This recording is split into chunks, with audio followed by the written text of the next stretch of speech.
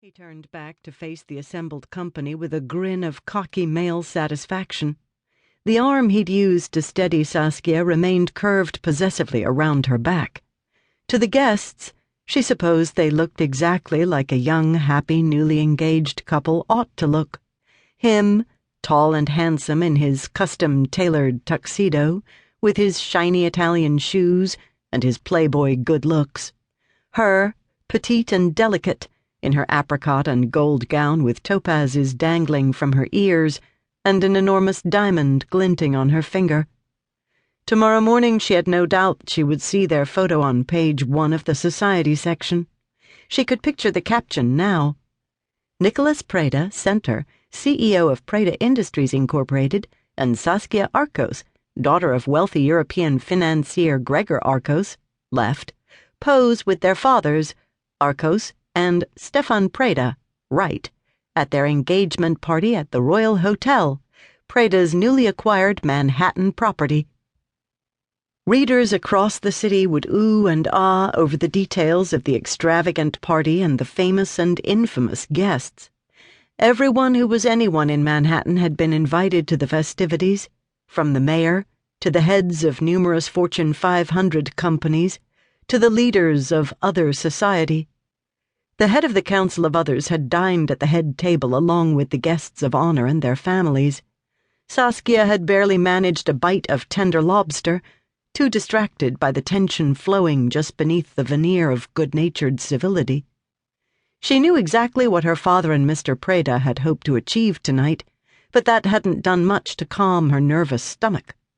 All it had really done was make her hyper-aware of her own part in the performance, one in which she smiled constantly, nodded gracefully, laughed becomingly, and tried desperately to look comfortable beside the fiancé she hadn't seen in approximately 18 years.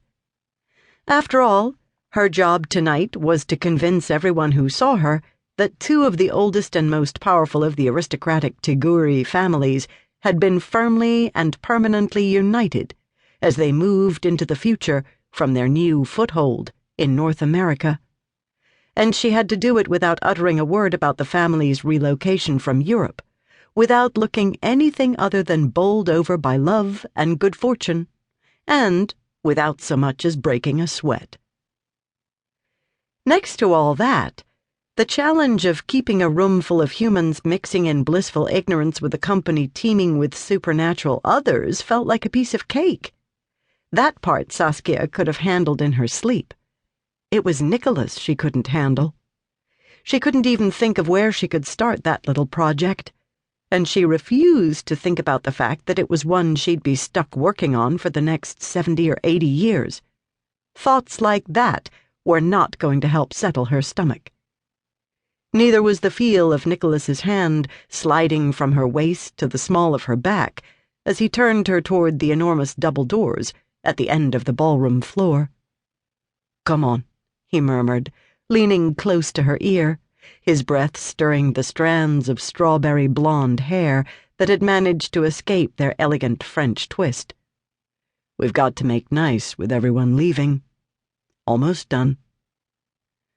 Saskia let him steer her through the crowd to take up their positions close to the exit. He deposited their drinks with a waiter along the way, and she found herself simply drifting along in Nicholas's wake as he stationed himself alongside the flow of traffic and began to share chuckles and hearty handshakes with their departing guests.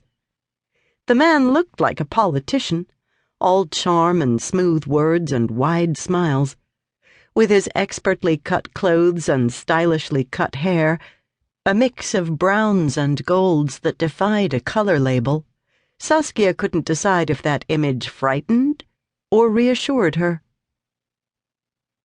Most of the guests seemed content to let Saskia get away with an exhausted smile and a murmured, "Thank you for coming," and she felt grateful for that.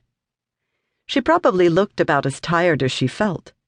They left her with a press of the hand and another round of congratulations, telling her what a lucky man Nicholas was to have her, or how she must be delighted to have landed such a catch as him. Of course she always nodded and agreed, no matter how ridiculous they sounded. What was she supposed to do?